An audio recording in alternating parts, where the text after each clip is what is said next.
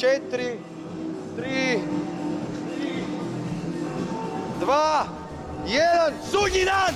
I stigao je i ovogodišnji sudnji dan, 4. izdanje nezavisnog festivala vizualnih komunikacija. Manifestacija je ovo koja se održava u sklopu Zagrebačkog tjedna dizajna.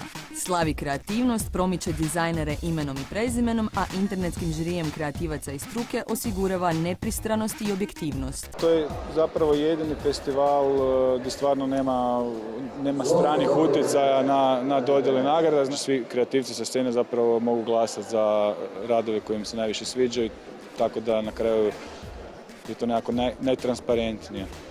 Znači nema mjesta nekom namještanju. Odzvonilo je najboljim kreativcima Lijepe naše, te im je strašni sud sudnjeg dana sudio i dosudio nagrade u čak 13 kategorija.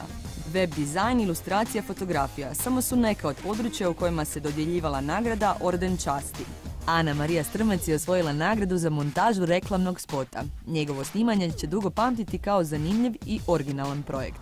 Predstavljalo mi je veliko zadovoljstvo, bilo je užasno zabavno, zato jer je reklama bila sa medvjedom koji je zapravo bio robot uvezen, odnosno posuđen iz Engleske.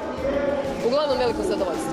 Najzvučnije ime ovogodišnjeg sudnjeg dana je ono Ivana Šarića, koji je osvojio nagradu za glumu. Žiri je odlučio nagraditi njegov cjelokupni umjetnički angažman, odnosno pokazani talent za pjevanje, plesanje i glumu u reklamnom spotu. Platio sam i to je vjerojatno presudilo. Bilo mi je užasno drago što sam dobio nagradu, Unex je osmislio kreativni koncept. Mislim, ja sam svoju ovu nagradu za glumu samo zato što su oni su me usmjerili, imali koncept, tako da ova nagrada je moja koliko i njihova, ali pošto sam ja osvojio, moja je.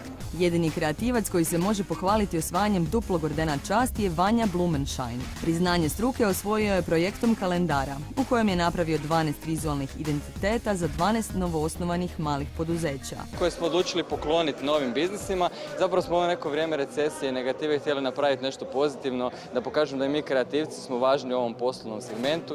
Sudnji dan ne pristaje biti samo dodjela nagrada, već širi svoju viziju na edukaciju i ponosno predstavlja nove sadržaje. Sad imamo 3 dana predavanja, radionice, ljudi mogu što naučiti.